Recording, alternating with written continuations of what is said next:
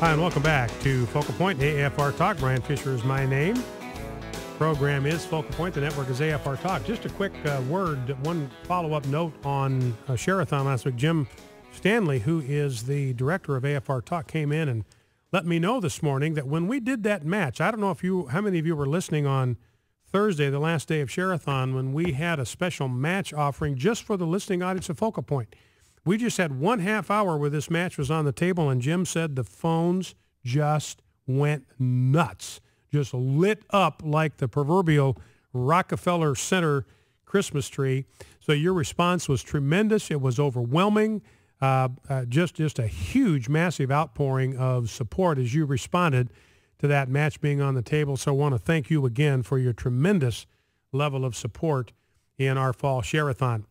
Now, I want to spend a few minutes, and we might take calls on this over the rest of the hour, because I know many of you are going to have a reaction or have an opinion on this, and it has to do with the fact that if Mitt Romney is successful, I'm looking at polling data from all over the place, where in the 11 swing states now, Mitt Romney has got a 2-point lead. Mitt Romney's up 49-47 in the 11 battleground states. The swing states, there's been a massive reversal of fortune here. We'll talk a little bit more about that as the program goes. I've got a column in here by Andrew Sullivan, who's a winger left, writes for, I forget who he writes for now, but he's a winger left guy. And this one I think was on the Daily Beast, basically on the Newsweek website. And he's just in an absolute cold panic sweat. Well, let me go ahead and find that for you. I might as well just find that for you while I'm on that subject, because it's almost hilarious to read the hand-wringing and the screeching coming from Andrew Sullivan. Here is the title of his piece. It's on the Daily Beast, which is basically Newsweek. And he says this: did Obama just throw the entire election away? Here it is. The Pew poll, which was what I was referring to, is devastating, just devastating. It's Andrew Sullivan. Before the debate, Obama had a 51-43 lead. Now Romney has a 49-45 lead. That's a simply unprecedented reversal for a candidate in October. Before, Obama had leads on every policy issue and personal characteristic. Now Romney leads in almost all of them. Obama's performance gave Romney a 12-point swing. I repeat, says Andrew Sullivan, a 12-point swing. Then he refers to the gender gap that was Obama's firewall over in one night. And he quotes from the Pew poll. Currently, women are evenly divided, 47-47 between Obama and Romney. Last month, Obama led Romney by 18 points among women likely voters, 56-38. That vanished, gone, history in the archives in one night. And this is what Andrew Sullivan says. Seriously, has that kind of swing ever happened this late in a campaign? I mean, this sounds like a guy that's writing for the Romney campaign, celebrating this. I mean, this guy is, you got to put a suicide watch on this guy. You read this stuff. Seriously, has that kind of a swing ever happened this late in a campaign? Has any candidate lost 18 points among women voters in one night ever? And we are told that when Obama left the stage that night, he was feeling good. That's terrifying, says Andrew Sullivan. On every single issue, Obama has instantly plummeted into near oblivion. Take the razors away from this guy.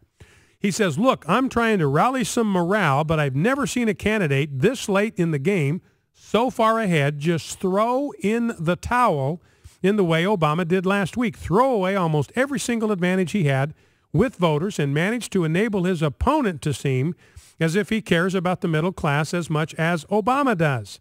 And then he mentions the fact that when Obama was holed up in this Nevada resort, they let him out of his cage for a little while. He talked to a supporter in a Las Vegas area field office and said, basically, they're keeping me indoors all the time. It's a drag. They're making me do my homework. This is before the disastrous debacle of a debate. And here's what Andrew Sullivan says: too arrogant to take a core campaign responsibility seriously. Too arrogant to give his supporters what they deserve. Maybe this is why they've got Biden holed up in a cave somewhere for 6 days. I mean, you haven't heard a peep out of Biden, haven't seen him. He hasn't taken a breath of the outside air in 6 days.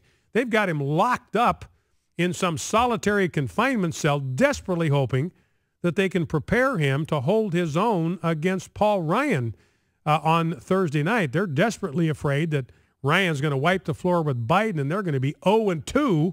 And this is just a short-term playoff, ladies and gentlemen. They don't want to go into an 0-2 hole going into Game 3.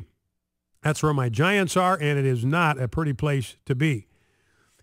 Sullivan goes on, maybe if Romney can turn this whole campaign around in 90 minutes, Obama can now do the same, but I doubt it.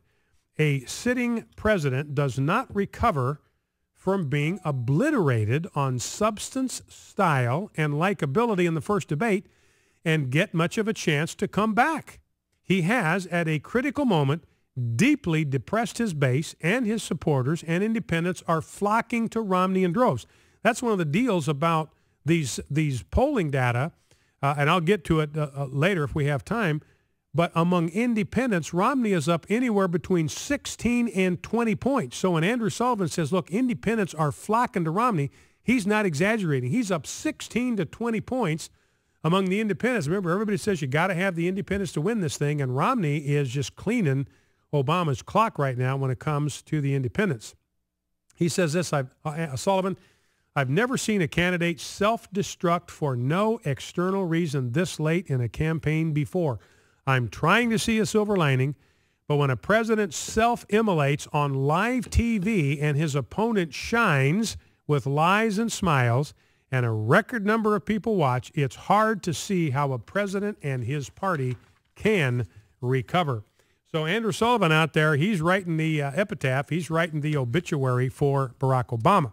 So the bottom line in all of this, and of course a lot can happen between now, we're 28 days out, a lot can happen between now and November 6th, but right now the momentum clearly is with Mitt Romney. So this naturally raises the question, if we have a Mormon in the White House, how much do we as evangelicals have to fear about that? And my column today is that not very much. In fact, let's shift gears, Rob, if we can, on this, and let's make this a new segment. So what I address in the column is, do